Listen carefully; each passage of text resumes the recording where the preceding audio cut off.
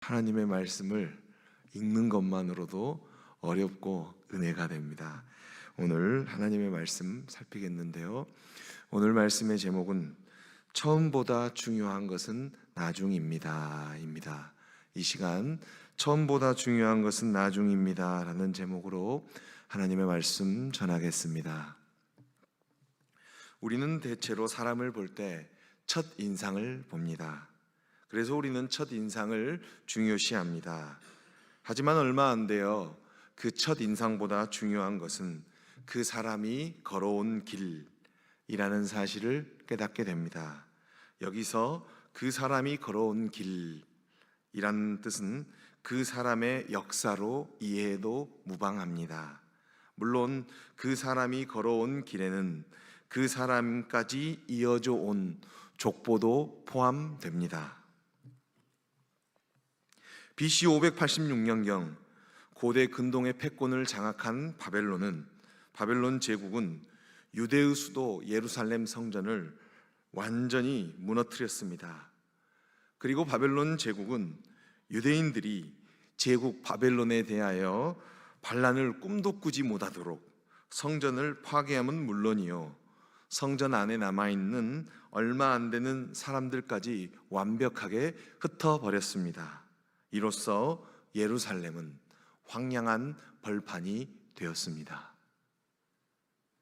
뒤이어 BC 539년경 고대 근동의 패권을 장악한 바벨론 제국이 무너졌습니다. 그리고 페르시아 제국이 등장하였습니다. 페르시아 제국의 왕, 우리 성경으로 말하면 바사라고 번역되어 있죠.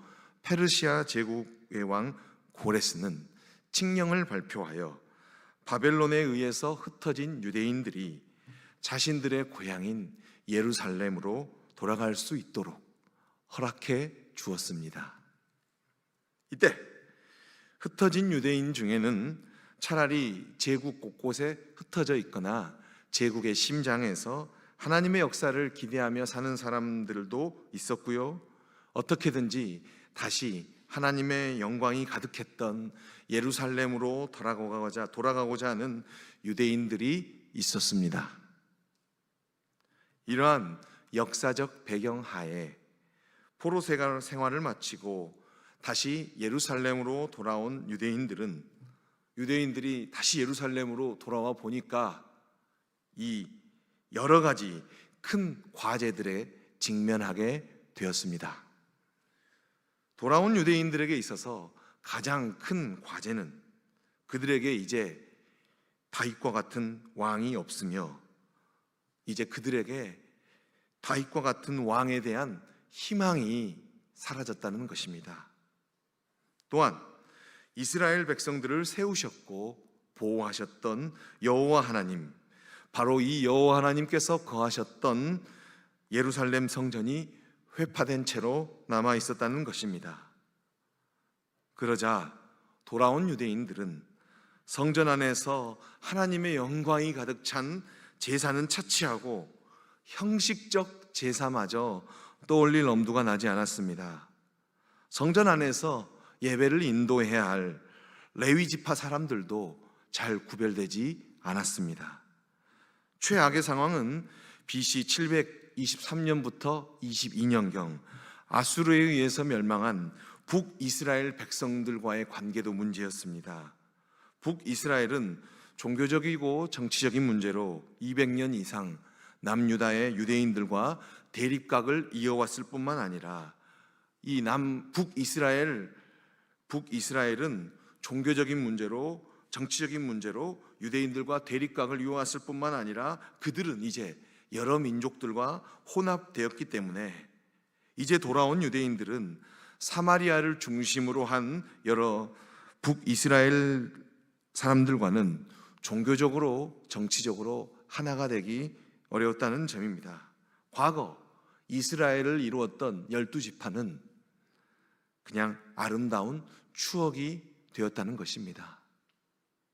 하나님께서는 위에서 살핀 여러 과제들을 해결해야 하는 돌아온 유대인들을 위하여 역대기서의 말씀을 주셨습니다.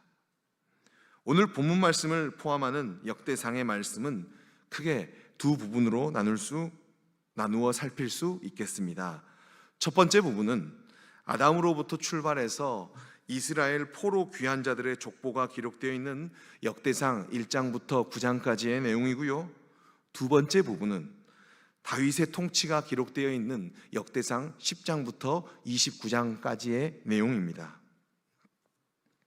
오늘 본문은 성경의 수면제라고 불리우는 역대상 1장에서 9장 사이에 포함되어 있는 역대상 7장과 8장 내용입니다. 오늘 본문에는 요단강 동편이 아니라 서편에 살았던, 서편의 근거지를 삼았던 5개의 지파와 또한 반 지파의 족보, 이사갈, 베냐민, 납달리, 므낫세 반, 에브라임, 아셀 지파 5개 반 지파들과 또 어떤 지파, 이사갈, 베냐민, 아셀 지파는 싸움이 가능한 인원이 계수되어 있습니다. 더 자세히 말하면 역대상 7장에는 요단강 서편에 자리 잡은 지파 중 5개 반 지파의 족보와 싸울 수 있는 인원이 계수되어 있고요. 8장에는 앞선 7장 6절에서 12절까지 언급된 베냐민 지파의 족보가 자세히 기록되어 있으며 싸움 가능한 인원이 계수되어 있습니다. 먼저 성경의 수면제라고 불리우는 역대상 1장에서 9장까지의 내용에서 살펴보면요, 흥미로운 사실이 보입니다. 그 흥미로운 사실은 요단강 서편의 근거지를 삼았던 9개 반 지파 중에서 2개의 지파, 스불론 지파와 단 지파의 족보가 등장하지 않았다는 것입니다.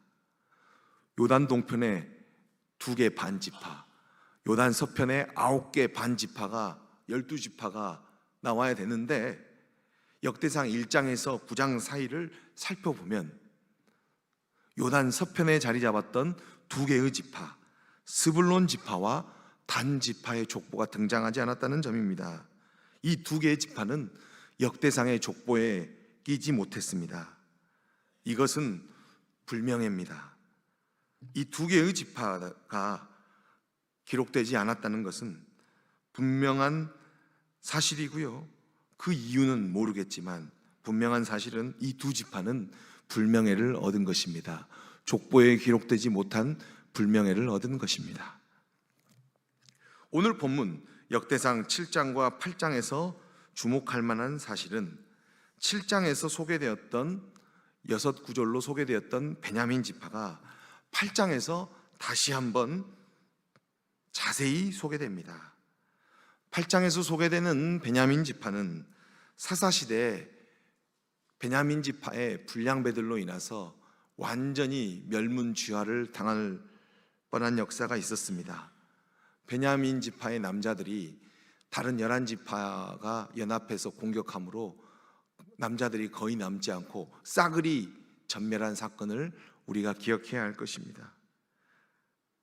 하지만 베냐민 지파는 그러한 흑역사를 극복했습니다.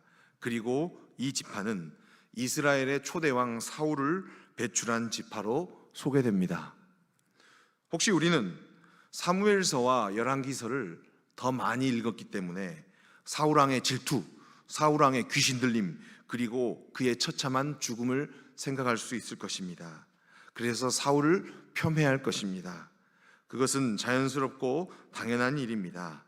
다만 역대기서, 역대상, 역대하를 읽을 때에는요, 다윗 왕의 길을 예비하였던 사울 왕의 업적을 생각한다면 오늘 본문 안에 있는 역대상 8장 33절 말씀이 크게 보일 것입니다. 역대상 8장 33절 말씀, 우리 다 같이 한 목소리로 읽겠습니다.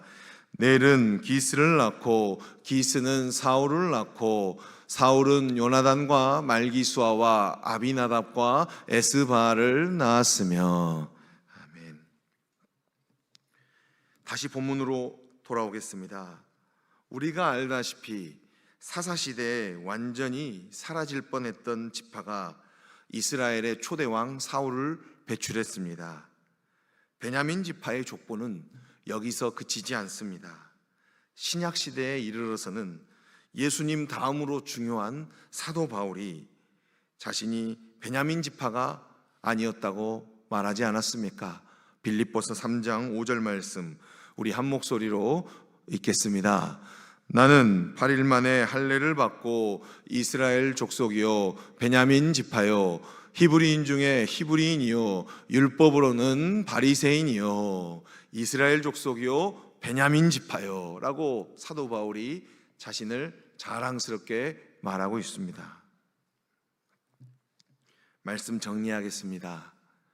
오늘 본문에는 요단 서편에 자리 잡은 지파 중 스불론 지파와 단 지파에 대하여 언급이 없다는 사실, 거의 멸절당했던 베냐민 지파가 이스라엘 초대왕 사울을 배출한 지파가 되었다는 사실, 여기서 한 걸음 더 나아가 처참한 죽음을 맞이한 사울왕을 배출한 베냐민 지파, 이 베냐민 지파에 성령의 사람 바울이 속하였다는 사실, 우리는 이러한 사실들을 종합하여 숙고한다면 처음보다 중요한 것은 나중입니다 라는 결론을 얻게 될 것입니다.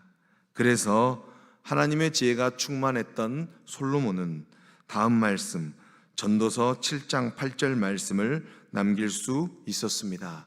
우리 크게 한번 읽겠습니다. 일의 끝이 시작보다 낫고 참는 마음이 교만한 마음보다 나으니. 아멘. 일이 끝이 시작보다는 낫습니다. 이러한 원리는 신앙생활에서도 마찬가지입니다. 2025년을 사는 우리 성도님들 역시 믿음으로 구원받았습니다.